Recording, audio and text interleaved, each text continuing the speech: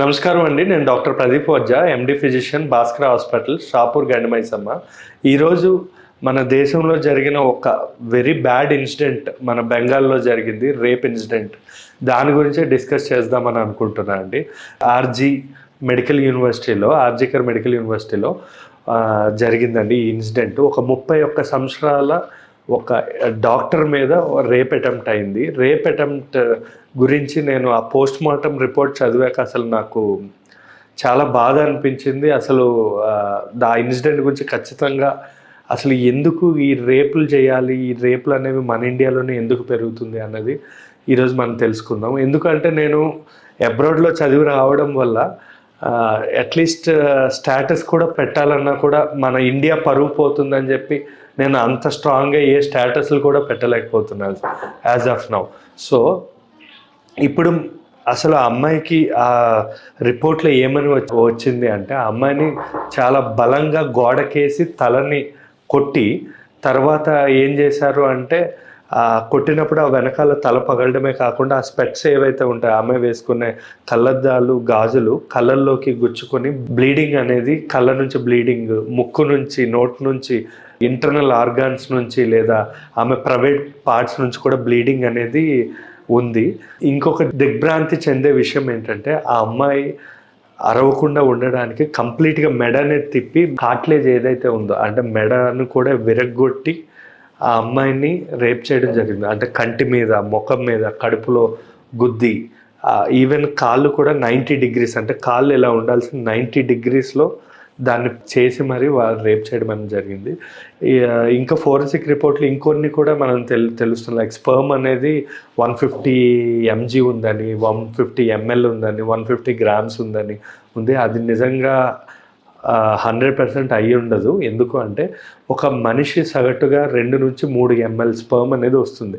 150 ml అంటే minimum 100 మంది rape చేసినా అంత స్పర్మ్ అనేది వస్తుంది. సో మ్యాక్సిమం ఈ సైకో ఎవరైతే ఉన్నాడో ఈ సంజయ్ రాయ్ అనే అతను ఈయనే చేశాడు. ఎందుకు ఇంకొకటి ఏంటి అంటే, వేరే వాళ్ళు కూడా ఈయనకి హెల్ప్ చేసి ఉండొచ్చు. మేబీ ఏమైనా డ్రగ్ ర్యాకెట్స్, సెక్స్ ర్యాకెట్స్ కూడా ఉండొచ్చు. అవి ఇంకా సిబిఐకి ఇప్పుడే ఇన్వెస్టిగేషన్ అప్పచెప్పారు కాబట్టి ఆ నిజాలు అన్నవి ఇంకా బయటికి రావాల్సి ఉంది.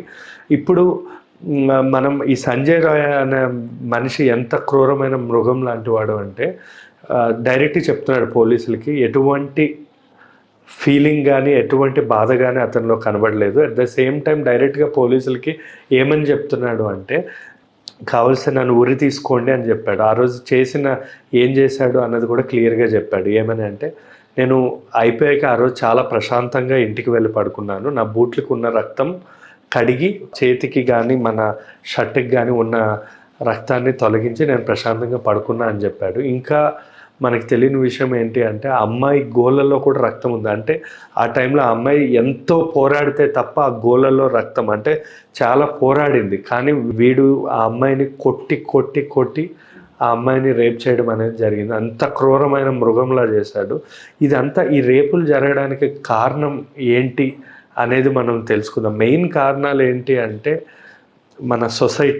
మన సొసైటీలో ఉన్న పీపుల్ మెంటాలిటీ అనమాట. ఈ కల్చర్ అని చెప్పి, ఇదని చెప్పి, ఇవి ఏమని అంటూ ఉంటారంటే, అమ్మాయిలు ఫుల్గా డ్రెస్ చేసుకోవాలి, రాత్రులు తొందరగా ఇంటికి వచ్చేసేయాలని చెప్పి ఒక పోలీస్ అతను చెప్పడం జరిగింది ముందు. అంటే మరి చిన్నపిల్లల మీద ఎందుకు రేప్ జరుగుతుంది అన్నది కూడా మనం తెలుసుకోవాలి. మరి వాళ్ళు అంతా డ్రెస్ చేసుకుంటారు, వాళ్ళలో చూడడానికి ఏముంది? ఇది ప్రాబ్లం విత్ మెంటాలిటీ అనమాట. ఈ పీపుల్ మెంటాలిటీలోనే ప్రాబ్లం ఉంది. ఈ రేప్ చేయడానికి మెయిన్ ఏంటంటే సైకలాజికల్ ఆస్పెక్ట్, అంటే సైకలాజికల్గానే ప్రాబ్లం ఉంది. అంటే ఫర్ ఎగ్జాంపుల్ సైకాలజీలో మేము చాలామందిని ఎంక్వైరీ చేస్తూ ఉంటాం. అంటే రేప్ చేసేవాళ్ళు వీళ్ళు మా దగ్గరికి ఉస్మానియాలో చేసేటప్పుడు చాలామంది వస్తారు. వాళ్ళు ఫస్ట్ రేప్ చేయడానికి కారణం అంటే లా అండ్ ఆర్డర్ అనేది ఎవరికి కూడా భయం అనేది లేదు. అంటే రేప్ చేసినా కూడా శిక్షలు అనేవి లేవు. 6 నెలల్లో రావచ్చు, లేదా సంవత్సరంలోనే బయటకు వచ్చేసేవచ్చు. సో ఎవరికి భయం లేదు. మీకు నిజం చెప్పాలి అంటే మన ఇండియాలో 1% రేపే రిపోర్ట్ అవుతున్నాయి. ఆ 1% కూడా ప్రతి నిమిషానికి ప్రతి 15 నిమిషాలకు ఒక రేప్ అనేది మన ఇండియాలో రిజిస్టర్ ఎఫ్ఐఆర్లు బుక్ అవుతున్నాయి అనమాట. ఆ 99%లో 1% ఏదైతే రికార్డ్ అవుతున్నాయో ఆ రికార్డ్ అయిన 1% కూడా మ్యాక్సిమం పోలీసుల దగ్గర కాంప్రమైజ్ అయిపోద్ది, డబ్బులకని, లేదా ఎవరో ఒక ఊరికి సంబంధించిన పెద్ద మనిషి అని, లేదా వీళ్ళ లైఫ్ చెడిపోతుందని చెప్పి ఇంకా రేప్ అయిపోయి ఏం చేస్తామని చెప్పి చాలా మటుకు మనకి ఈ రేపులు అనేవి సాల్వ్ అయిపోతూ ఉంటాయి. ఈవెన్ మీకు తెలియని ఒక వరస్ట్ విషయం ఏంటంటే రేప్ చేసి మర్డర్ చేసిన వాళ్ళు కూడా తప్పించుకుని ఉన్నారు. ఇప్పుడు మీకు చూసుకుంటే ఓల్డ్లో ప్రత్యూష అని చెప్పి ఒక హీరోయిన్ చంపేశారు. ఇప్పుడు దాకా ఆ మర్డరర్ ఎవరో కూడా తెలీదు. వాళ్ళు పొలిటికల్ బ్యాక్గ్రౌండ్ ఉన్న వాళ్ళు, అది అందరికీ తెలిసిందే. విజయవాడలో ఒక అమ్మాయిని కూడా చంపేయడం జరిగింది. ఒక గొర్రెని తీసుకొచ్చి ఇరికించారు, సత్యం బాబు అని చెప్పి. ఇలా ఇరికించేసి వాళ్ళని ఒక 6 నెలల్లో సంవత్సరం జైల్లో పెట్టి తర్వాత వాడికి డబ్బులు ఇచ్చి వాడిని విడిపిస్తారనమాట. సో ఇంత దారుణంగా లా అండ్ ఆర్డర్, ఒక రేప్ అండ్ మర్డర్కి ఇంత దారుణంగా లా అండ్ ఆర్డర్ ఉంది. ఇదే కాకుండా సెకండ్ సైకలాజికల్ ఆస్పెక్ట్ ఏంటంటే పార్నోగ్రఫీ. పార్న్ చూడడం వల్ల అమ్మాయిని సెక్స్ ఆబ్జెక్ట్ లాగా ఊహించుకొని రేప్ చేసే వాళ్ళు కొంతమంది ఉన్నారు. ఇంకా థర్డ్ ఫ్యామిలీ వాళ్ళు కూడా సరిగా పిల్లలకి సెక్స్ ఎడ్యుకేషన్ అనేది చెప్పడం. అంటే మినిమం 24 years పిల్లోడు వచ్చాడు అంటే ఫారిన్ కంట్రీస్లో సెక్స్ ఎడ్యుకేషన్ అనేది పేరెంట్స్, టీచర్స్ వీళ్ళు ఖచ్చితంగా ఇస్తారు. ఈ సెక్స్ ఎడ్యుకేషన్ అనేది లేకపోవడం వల్ల, లేదా వాళ్ళ ఇంట్లో జరిగే గొడవలు, ఆడవాళ్ళని వాళ్ళు తక్కువగా చూస్తూ ఉంటారు కొన్ని ఫ్యామిలీల్లో. అలా చూడడం వల్ల కూడా ఆడపిల్లల మీద రెస్పెక్ట్ లేకుండా రేప్ చేయడం అనేది ఉంటుంది. ఇంకొకటి సెక్స్ రెస్ట్రిక్షన్. కొంతమందికి సెక్స్ చేయడానికి వాళ్ళ ఫినాన్షియల్గా ప్రాబ్లం ఉండే అమ్మాయిలు దొరకపోవడం, ప్రాస్టిట్యూట్స్ లాంటి వాళ్ళు కూడా ఉండకపోవడం కూడా కొన్ని కారణాలు ఉండొచ్చు. ఇంకొకటి ఫిఫ్త్, మగాడు అనే ఫీలింగ్ కూడా ఉంటుంది. కొంతమంది ఏదో నేను ఏదైనా చేస్తా, రివెంజ్ తీర్చుకుంటా, ఇది చేస్తా అని చెప్పి చేస్తూ ఉంటారు.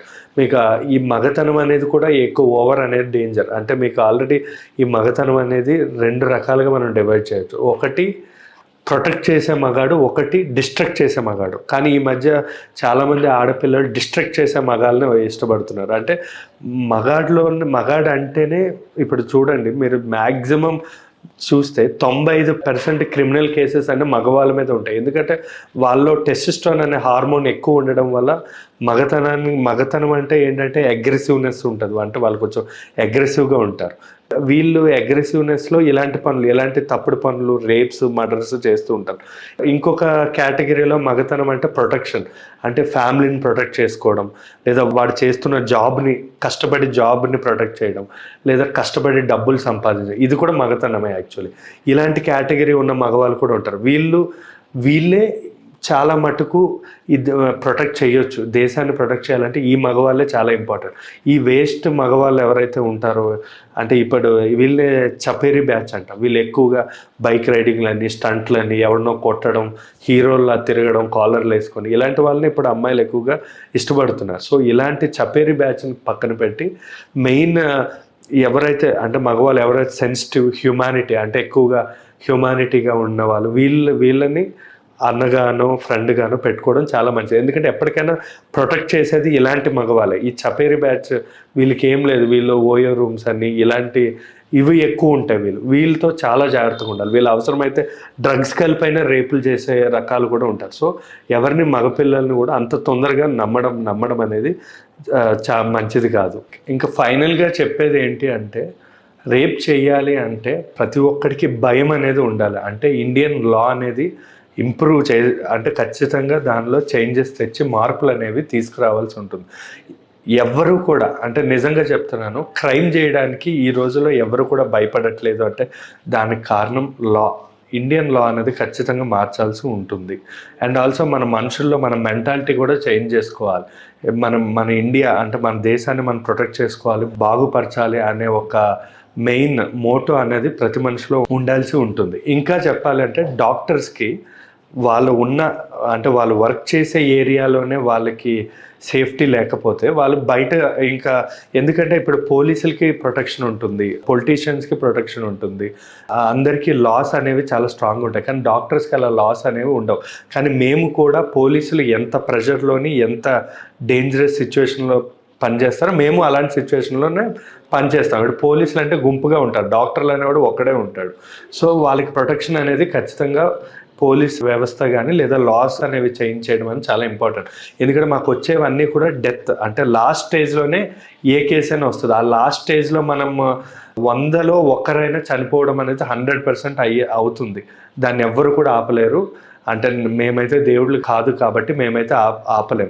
సో వాళ్ళు ఎమోషనల్గా ఫీల్ అయ్యి డాక్టర్ని కొట్టడం కానీ, లేదా స్టాఫ్ని కొట్టడం కానీ, స్టాఫ్ మీద దాడి చేయడం, లేదా బూతులు మాట్లాడడం వల్ల కూడా ఈ మధ్య రిస్క్ తీసుకోవడం మానేస్తున్నారు డాక్టర్లు. దానివల్ల కార్పొరేట్లో ఎక్కువ జాయిన్ అవుతున్నారు. కార్పొరేట్లో డబ్బులు అనేవి ఎక్కువ డబ్బుల గురించి కాదు, డబ్బులు అనేవి 30,000, 70,000. ఎంబీబీఎస్ డాక్టర్ అయితే 30,000 వస్తుంది, ఎండి డాక్టర్ అయితే 70,000 నుంచి 90,000 వరకు వస్తుంది. డబ్బుల గురించి జాయిన్ అవ్వరు, రెండు సేఫ్టీ గురించి. ఎందుకంటే అక్కడ బౌన్సర్స్ ఉంటారు, మమ్మల్ని ప్రొటెక్ట్ చేస్తారని చెప్పి ఇండివిజువల్ ప్రాక్టీసెస్ కానీ ఇవన్నీ ఆపేస్తున్నారు. దానివల్ల హెల్త్ కాస్ట్ అనేది పెరిగిపోతుంది అనమాట. సో మీరు గుర్తుపెట్టుకోవాల్సింది ఏంటంటే మనం మెంటాలిటీ అనేది చేంజ్ చేసుకోవడం అనేది చాలా ఇంపార్టెంట్ అండి. Thank you.